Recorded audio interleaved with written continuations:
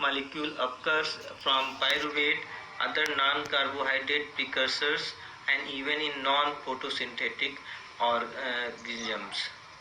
It occurs in liver and kidney. It is started by low glucose level like starvation, acidosis, glucogen and glucocorticoids. तो ग्लूकेनोजेनेसिस process कब start होता है? Starvation, भूखे रहने पर, acidosis हो जाने पर, ग्लूकेगोन एंड ग्लूकोकोर्टिकोइड्स की प्रेजेंस में ये आपका स्टार्ट होता है. It is reversible process of glycolysis, TCA cycle and other cycle. तो ये रिवर्स प्रोसेस है दूसरी साइकिल्स का. यहाँ पे इसका साइकिल्स दिया गया. साइकिल स्टार्ट होगा, हम लोग इसको स्टार्ट करेंगे अमीनो एसिड से. लास्ट में अमीनो एसिड TCA साइकिल में इंटर कर रहा है, या फिर एलानिन अमीनो एसिड और लैक्टेट पायरुवेट में इंटर कर रहे हैं. तो ये जो अमीनो एसिड है, एलानिन अमीनो एसिड है और लैक्टेट है, पायरुवेट से कन्वर्ट हो जाते हैं OAA में इन the presence of pyruvate carboxylase enzyme. OA में कन्वर्ट हो जाते हैं. और जो ये OAA है, ये PEP कार्बोक्सी काइनेज एंजाइम्स की प्रेजेंस में फास्फोइनोइल पायरुवेट में कन्वर्ट होता है. फास्फोइनोइल पायरुवेट कन्वर्ट होता है 2-फास्फोग्लिसरेट में, 2-फास्फोग्लिसरेट कन्वर्ट होता है 3-फास्फोग्लिसरेट में, 3-फास्फोग्लिसरेट कन्वर्ट होता है 1,3-बिसफास्फोग्लिसरेट में, 1,3-बिसफास्फोग्लिसरेट कन्वर्ट इन ग्लाइसरल्डिहाइड 3-फॉस्फेट में. ग्लाइसरल्डिहाइड 3-फॉस्फेट कन्वर्ट हो जाता है फ्रक्टोज 1,6-फॉस्फेट में. दूसरी तरफ से एक नई चेन भी इसमें स्टार्ट होती है, जिसमें ग्लिस्ट्रॉल 3-फॉस्फेट अगर है तो ग्लिस्ट्रॉल में कन्वर्ट होता है. ग्लिस्ट्रॉल कन्वर्ट हो जाएगा DHAP में, और DHAP also convert in fructose 1,6-फॉस्फेट. तो फ्रक्टोज 1,6-फॉस्फेट में ग्लाइकोलिसिस का रिवर्स प्रोसेस चलेगा. फ्रक्टोज बिसफॉस्फेटेज एंजाइम की प्रेजेंस में फ्रक्टोज 6-फॉस्फेट बनता है, और फ्रक्टोज 6-फॉस्फेट ग्लूकोज 6-फॉस्फेट में कन्वर्ट होता है. Glucose six phosphate convert in the glucose in the presence of glucose six phosphate. तो अगर ध्यान से देखें तो इसकी जो शुरू वाली जितनी स्टेप्स हैं वो आपके ग्लाइकोलिसिस के रिवर्स प्रोसेस है. तो ग्लाइकोलिसिस का उल्टा प्रोसेस लिखने पर आपका ये साइकिल ऑब्टेन्ड होता है. Biomedical importance of gluconeogenesis. To maintain the blood glucose concentration during prolonged fasting or starvation when sufficient carbohydrate is not available from the diet or glycogen reserves. तो gluconeogenesis के through हम अगर blood glucose का level कम हो जाता है तो हम ग्लूकोज ऑब्टेन करते हैं. It maintains the level of intermediates of the TCA cycle even when fatty acids are the main source of acetyl coenzyme A in the tissue. It clears the lactate produced by muscles and erythrocytes and glycerol produced by adipose tissue. तो सभी cycle से अगर हम Krebs cycle की बात करें तो वहाँ पे स्टिल कोएंजाइम ए की ज़रूरत पड़ती है. अगर उसमें कहीं से कमी आ रही हो तो ग्लूकेनोजेनेसिस के थ्रू पूरी की जा सकती है. और दूसरी तरफ एमीन से अगर ज़्यादा अमीनो एसिड्स हैं तो वो भी आपका रिवर्स करके ग्लूकोज बनाने में हेल्प करते हैं. And next topic we have studied hormonal regulation of blood glucose level and diabetics mellitus. And next topic we have studied hormonal regulation of blood glucose level and diabetics mellitus. इसके बारे में थोड़ा बहुत हम लोग जानते हैं पहले से. डायबिटिक्स के बारे में हम लोग अच्छी तरह से जानते हैं. एक कॉमन बीमारी है जनरली हम लोगों के एरियाज में. Diabetes disease is associated with regulation of blood glucose. There are two main forms of diabetics. Type 1 diabetes, इसको हम लोग जुवेनिल ऑनसेट और इंसुलिन डिपेंडेंट डायबिटिक्स मेलाइटिस के नाम से जानते हैं. ये टाइप 1 डायबिटिक्स है.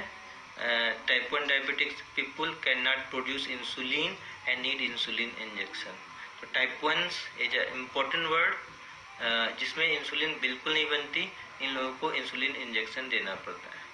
Type 2 diabetics also known as adult onset or non-insulin dependent diabetes mellitus NIDDM. It occurs when cells become resistant to the effect of insulin for a long period of time. There are two major form of type 2 diabetic. तो यहाँ पे insulin बन रही होती है या उसका बनने की स्पीड्स कम हो गई होती है। तो इसको हम फिर दो भागों में डिवाइड कर सकते हैं।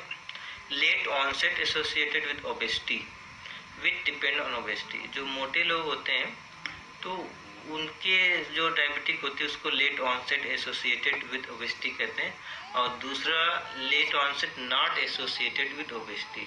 ऐसे पर्सन्स में डायबिटिक जो मोटे नहीं हैं, which does not depend on obesity. Various terms of diabetics are as follow. There is a long topic in diabetic. Here we give the some definitions of word used in diabetic case. There is a one word used pre-diabetics, a stage between normal and diabetic. Diabetic start होने से पहले की stage, normal person और diabetic होने की middle की जो stage होती है उसको हम प्री डायबिटिक्स कहते हैं।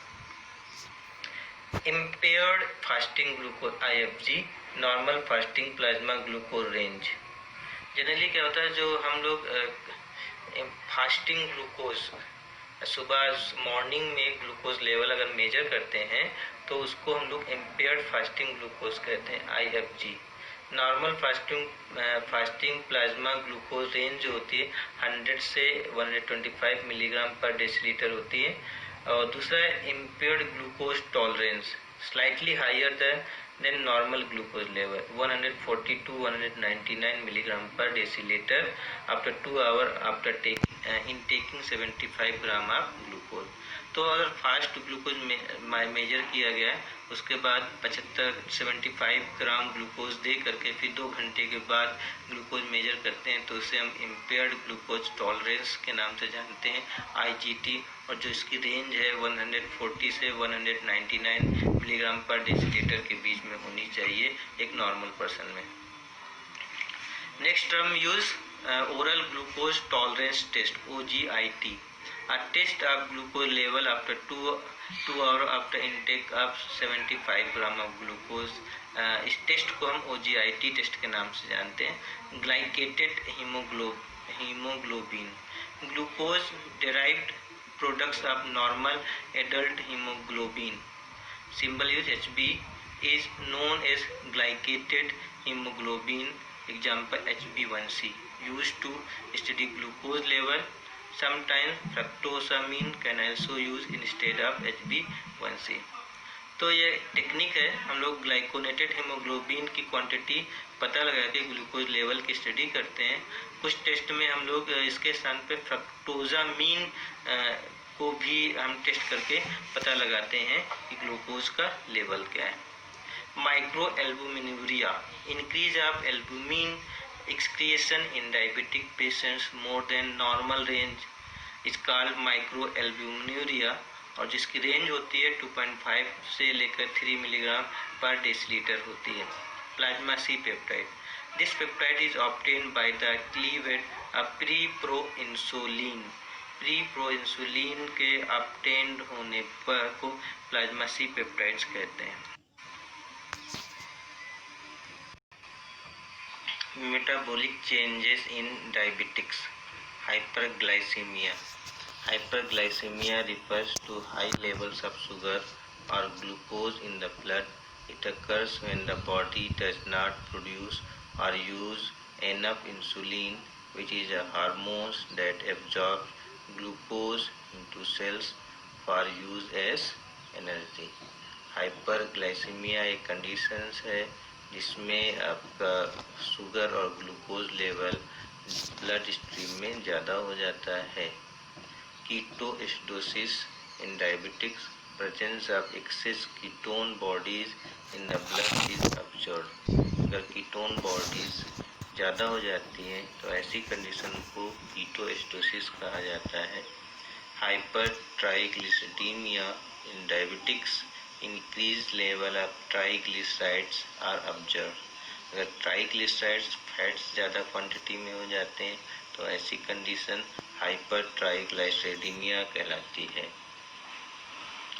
Hyper cholesterolaemia, also called high cholesterol, is the presence of high level of cholesterol in the blood. अगर कोलेस्ट्रॉल क्वांटिटी ब्लड में ज़्यादा है तो ऐसी कंडीशन को हाइपर कोलेस्ट्रोलेमिया कहेंगे।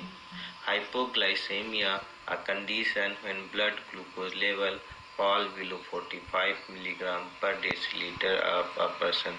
अगर ग्लूकोज लेवल की क्वांटिटी लेस हो जाती है तो ऐसी कंडीशन को हाइपोग्लाइसेमिया कहा जाता है। Glycosuria, presence of glucose in urine is termed as glycosuria.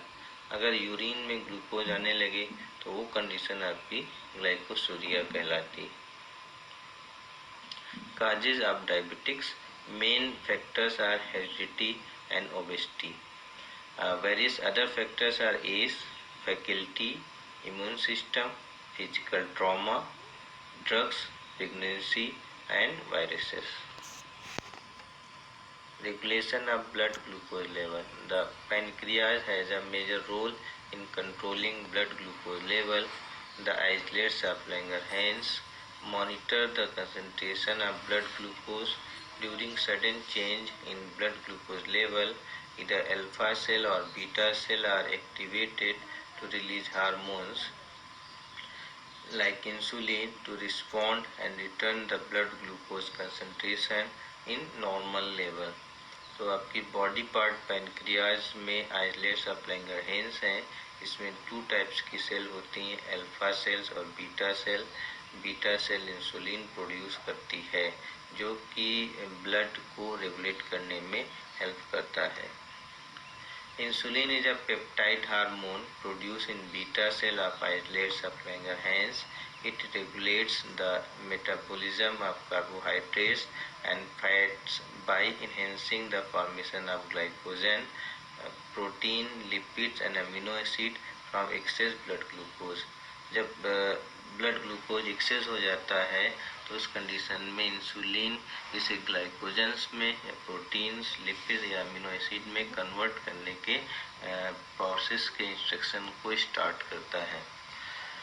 Glucagon, glucagon is a hormone that secretes from alpha cells of islets of Langerhans. It show activity opposite to that of insulin. जब आपका glucose level कम हो जाता है तो ये glycogen को वापस जो है ग्लूकोज में कन्वर्ट करने में वाली रिएक्शंस को कंट्रोल करता है। Apart from pancreas, adrenal glands, example cortisol and epinephrine. Adrenal gland से आपका 2 एंजाइम्स निकलते हैं, कॉर्टिसोल, एपिनेफ्रिन, और इंक्रीज ग्लूकोज लेवल को कंट्रोल करते हैं। पिट्यूटरी ग्लैंड है, इसके 2 हार्मोन्स हैं, ACTH and GH, growth hormone, ये भी इंक्रीज ग्लूकोज लेवल को कंट्रोल करते हैं। और थायराइड ग्लैंड्स है जिससे आपका थायरॉक्सिन हार्मोन प्रोड्यूस होता है, ये भी आपका इंक्रीज ग्लूकोज लेवल को कंट्रोल करने में हेल्प करता है। Biological oxidation, biological